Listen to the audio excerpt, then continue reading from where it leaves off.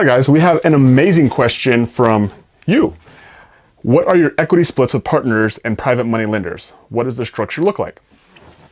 It all just depends on the value that every single person provides to the transaction. So with that being said, I do have a structure that I like to look through when I'm evaluating every single deal that we're doing. And so it really comes down to 4 basic components. Every deal has 4 components. It has who found the deal. It has who's going to get the financing or the lending on the deal. It also has who's going to bring the money, homie, and also who's going to manage the deal. So 4 parts, divide that by 100%, and that means about 25% per thing. So if somebody's doing 2 of those things, maybe they're more likely to get 50%. If someone's just doing 1 of those things, they're more likely to do 25%. Does it always work that way? No. Does it work that way sometimes? Yes. So if you're curious and you actually want to do a deal with me, let me know. Comment down below. Let's make some money. All right, we're back with another question from you. Here we go. Do you recommend wholesale to buy low in this market or just have a good network to get deals? Just depends. What resources do you have access to? Do you have a ton of wholesalers in your network that are doing lots of deals, that are bringing you opportunities, and you just want to buy deals from them? That's what I would do. Now, if you don't have those opportunities, you don't have a network of people who are bringing deals, and you haven't done that job of networking, you haven't done the legwork, and you want more control, then go be a wholesaler. Go create the leads yourself by knocking on doors, by making phone calls, by sending text messages, pulling lists.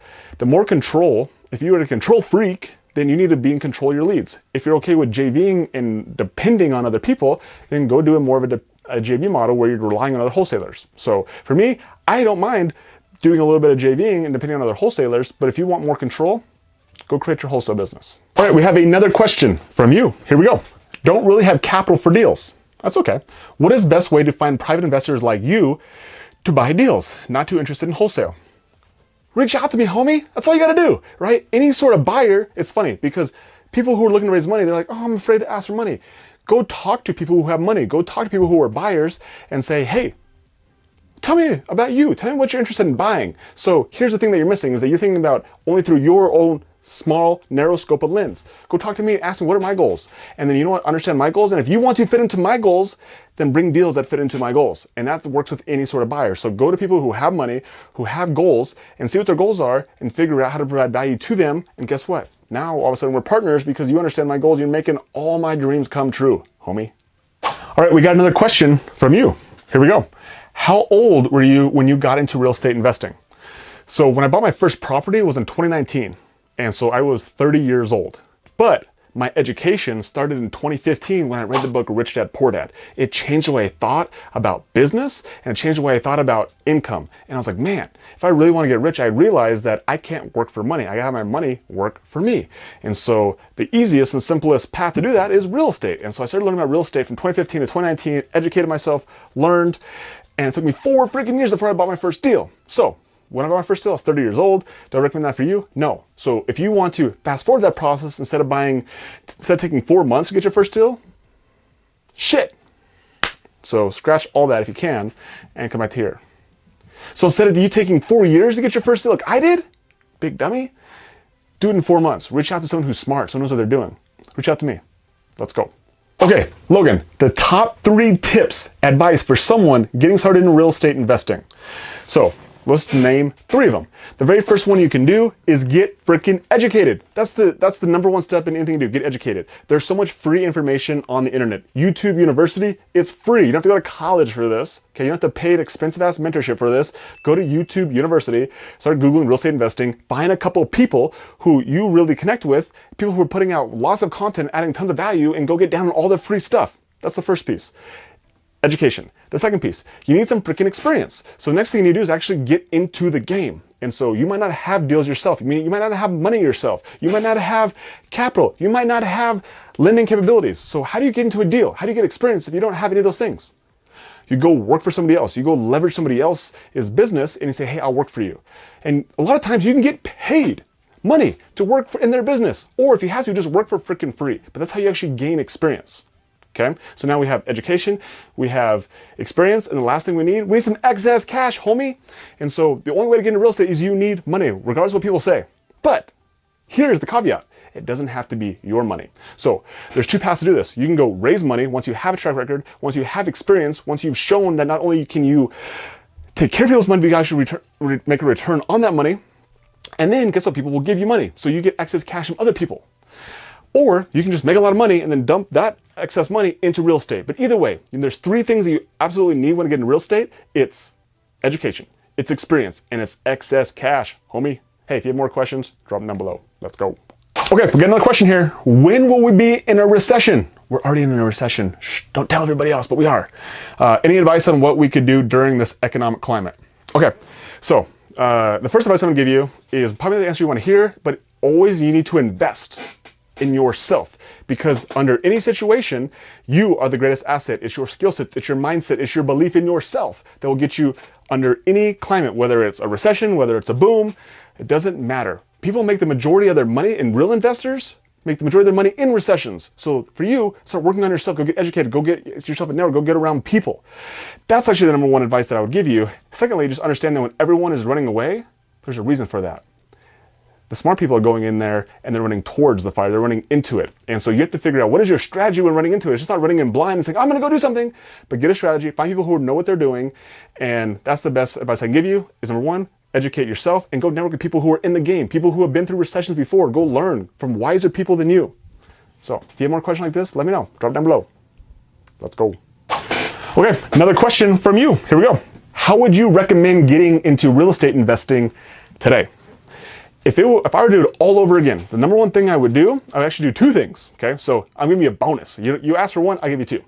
Number one thing, I would always get educated. I would go consume as much free information as I possibly could, okay? That's the first thing I would do. The second thing I would do is I would go find someone who I really resonate with, somebody who is open to coaching, someone who is open to mentoring, and I would go buy their freaking program. I don't care if it costs $1,000, I don't care if it costs $10,000, I don't care if it costs $100,000. If I was 100% all in committed to getting into real estate investing, that is what I would do. I would go get educated. I would find the person who I resonate the most with their personality the most, when I believe in them, I can see myself in them and doing what they do, and I would go be part of their program. That's what I would do. Like full transparency. So that's my advice. Take it, leave it, either way, let's go. All right, here we go. How much money do you need to get into real estate investing? $1 million. You don't need any money. Wait, or do you? I'm so confused. Everybody says I need money, then you're telling me I don't need money, but then you're saying you do need money. What do I do?